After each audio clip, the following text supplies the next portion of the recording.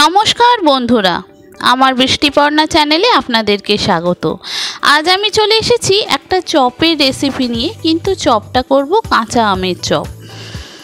Chop তো অনেক রকম খেয়েছেন ঝাল ঝাল, তবে এই যে চপটা হবে টক টক একটু আসবে। যারা টক ভালোবাসেন তারা একবার এইভাবে খেয়ে দেখতে পারেন কাঁচা আমের চপ। অসম্ভব সুন্দর একটা স্বাদ, ঝাল ঝাল টক টক। তো চলুন তাহলে রেসিপিটি দেখে নেওয়া যাক। আমি এখানে একটা কাঁচা আম নিয়ে নিয়েছি, তবে এতটা কাঁচা আম আমার লাগবে না, আমটা কিন্তু ভীষণ টক। তো আমি এখানে অর্ধেকটা নেব।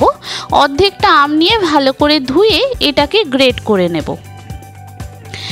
আমটা ছোটো ছোটো কুচো করারও দরকার নেই, এরকমভাবে গ্রেট করে নিলে সব থেকে সুবিধা আর সব থেকে কিন্তু সহজ এটা হচ্ছে ব্যাপার। এবার আমটা দেখুন গ্রেট করে নিলাম। একটু নারকেল, দুটো শুকনো লঙ্কা, একটু বাদাম কাঁচা নিয়েছি ভেজে নিতে হবে, একটু বেসন নিয়েছি, আদা রসুনের পেস্ট আর একটা পেঁয়াজকে গ্রেট করে নেব, ব্যাস। এবার কড়াইতে তেল দিয়ে আগে বাদামগুলো ভেজে নেব। এতটা বাদাম হয়তো আমার লাগবে না, একটু বেশি করেই ভেজে নিলাম, বেশ কয়েকটা বাদাম দিলেই হবে। তো বাদামটা ভেজে নেওয়ার পর ওই তেলেতেই শুকনো লঙ্কাগুলো ভেজে তুলে নেব। তারপরে এটা আলুটা সিদ্ধ আমি অলরেডি প্রেসার কুকারে বসিয়ে দিয়েছিলাম, আলুটাও সিদ্ধ হয়ে গেছে এতক্ষণে। এবার আলুর খোসা ছাড়িয়ে একটু গরম আছে হাতার সাহায্যে এটাকে ভালো করে ম্যাশ করে নেব। নিয়ে এর মধ্যে ওই শুকনো লঙ্কাটা ভালো করে মেখে নেব আর কয়েকটা বাদাম দেব, দিয়ে ভালো করে এটা মেখে নেব। দেখুন খুব ভালো করে আলুটার সঙ্গে বাদামটা আর লঙ্কাটা মাখা হয়ে গেল। এবার একটা ফ্রাইং প্যানে ওই কড়াই থেকেই বেশ কিছুটা তেল এই ফ্রাইং প্যানে দিয়ে দেব। দিয়ে যে নারকেলটা ছোট ছোট করে কেটে নিয়েছিলাম সেই নারকেলটা ভালো করে ভেজে নেব। নারকেলটা খুব ভালো করে ভাজা হয়ে গেলে তারপরে একে একে আদা রসুনের পেস্ট, গ্রেট করে রাখা পেঁয়াজ, তারপরে দেখুন নারকেলটা খুব ভালো করে ভাজা হয়ে গেছে। 1 চামচ আদা রসুনের পেস্ট দিলাম, যে পেঁয়াজটা গ্রেট করে রেখেছিলাম সেই পেঁয়াজটা দিলাম, দিয়ে খুব ভালো করে নাড়াচাড়া করার পর পরিমাণ মতো হলুদ, নুন, সামান্য জিরে গুঁড়ো, সামান্য ধনে গুঁড়ো আর পরিমাণ মতো লঙ্কার গুঁড়ো, সামান্য একটু চিনি আর দিয়েছিলাম একটু গরম মশলা। আর একটা ভাজা মশলা আছে, সেই ভাজা মশলাটা আমি সবার শেষে ব্যবহার করব। এবার দেখুন খুব ভালো করে মশলাটার সঙ্গে কষিয়ে নেওয়ার পর যখন দেখবেন মশলাটার কাঁচা গন্ধ চলে গেছে, তারপরে গ্রেট করে রাখা আমটা দিয়ে দেব।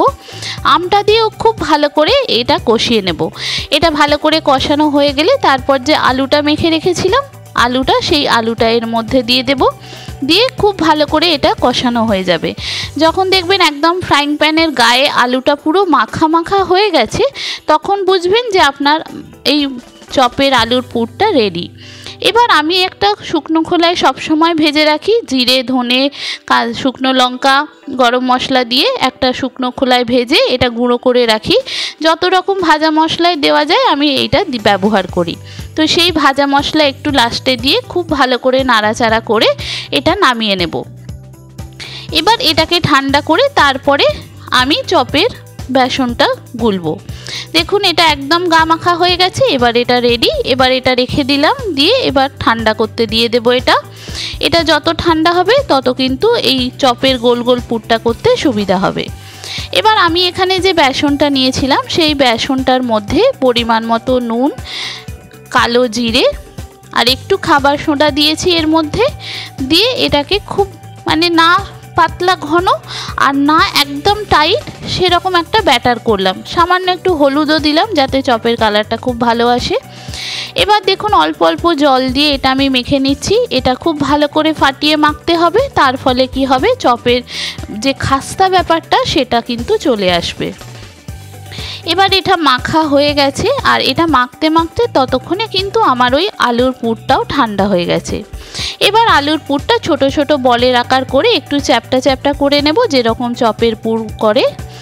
বন্ধুরা রেসিপিটি যদি ভালো লাগে তাহলে আমার চ্যানেল বৃষ্টিপর্ণাকে অবশ্যই সাবস্ক্রাইব ও ফলো করে দেবেন, আর পাশে থাকার বেল আইকনটি অন করে দেবেন।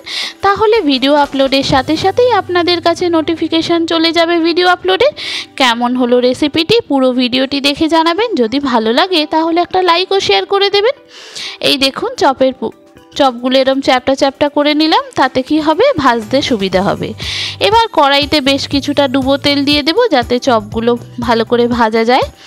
এবার ওই ব্যাটারের মধ্যে এই রকম আলুর পুর একটা করে দিয়ে আর এই রকম তেলের মধ্যে ছেড়ে দেব। দেখুন আপনাদেরকে কয়েকটা দেখাই, এরকমভাবে নিয়ে এরকম তেলের মধ্যে ছেড়ে দেব।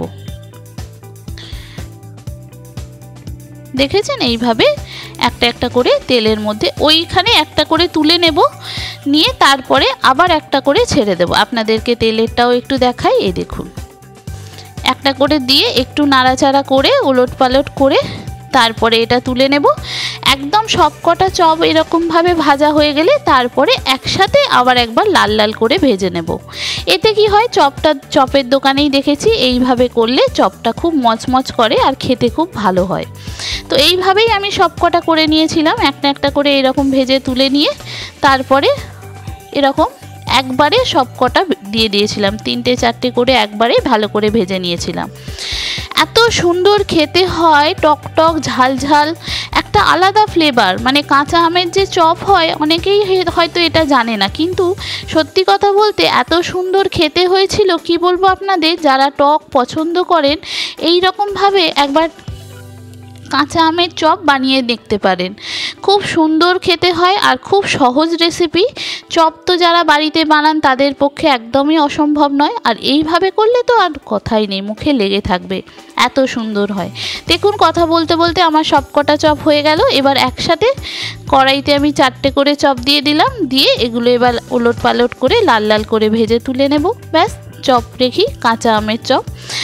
আমার কথা বলতে বলতে মুখে জল চলে আসছে, টক ঝাল মিষ্টি এই রকম কাঁচা আমের চপ। আগে না খেয়ে থাকলে এইভাবে একবার বানিয়ে ফেলতে পারেন বন্ধুরা, কথা দিচ্ছি খুব ভালো লাগবে। দেখুন সবগুলো এইভাবেই আমি লাল লাল করে ভেজে তুলে নিয়েছিলাম। যে সমস্ত বন্ধুরা আমার ভিডিওটি দেখছেন অথচ আমার চ্যানেল বৃষ্টিপর্ণাকে সাবস্ক্রাইব ও ফলো করেননি, তাদেরকে অনুরোধ করব আমার চ্যানেল বৃষ্টিপর্ণাকে সাবস্ক্রাইব ও ফলো করে দেওয়ার জন্য। তাহলে ভিডিও আপলোডের সাথে সাথেই আপনাদের কাছে নোটিফিকেশান চলে যাবে ভিডিও আপলোডের। কেমন হলো রেসিপিটি অবশ্যই পুরো ভিডিওটি দেখে জানাবেন। যদি ভালো লাগে তাহলে একটা লাইক ও শেয়ার করে দেবেন। ইউটিউব থেকে দেখলে সাবস্ক্রাইব করে দেবেন, আর যদি ফেসবুক ইনস্টাগ্রাম থেকে দেখেন তাহলে ফলো করে দেবেন। দেখুন এই একবারে তো হলো না, দুবারে তিনবারে আমি সবকটা চপ কিন্তু এইভাবে ভেজে নিলাম। আর চপের সঙ্গে মুড়ি দিয়ে খাওয়ার জন্য 2টো 4টে কাঁচা লঙ্কাও কিন্তু বেসনে দিয়ে দিয়েছিলাম। এবার আপনাদেরকে আরেকটু কাছ থেকে দেখাই, চপটা সাজিয়ে দিই। দেখুন চপটা প্লেটে সাজিয়ে দিলাম, সঙ্গে কিন্তু মুড়ি আমাদের রেডি। ছুটির দিনে এই রকমভাবে চপ মুড়ি আর সাথে কিন্তু এরকম একটা একটা কাঁচা লঙ্কা, উফ পুরো ছুটির দিনটা কিন্তু সকালটা জমে যাবে টিফিনে। তো এইভাবেই করেছিলাম কাঁচা আমের চপ। আপনাদের কেমন লাগলো পুরো ভিডিওটি দেখে জানাবেন, ভালো লাগলে একটা লাইক শেয়ার করে দেবেন। আপনারা কি আগে খেয়েছেন এই রকম কাঁচা আমের চপ? যদি না খেয়ে থাকেন এই রকমভাবে ঝটপট একবার বানিয়ে ফেলুন কাঁচা আমের চপ। এই দেখুন আপনাদেরকে আরেকটু কাছ থেকে দেখাই কত সুন্দর হয়েছে চপগুলো। সবাই ভালো থাকবেন, সুস্থ থাকবেন, সাবধানে থাকবেন। দেখা হবে পরের ভিডিওতে। আজকের মতো এখানেই টাটা। থ্যাংক ইউ বন্ধুরা।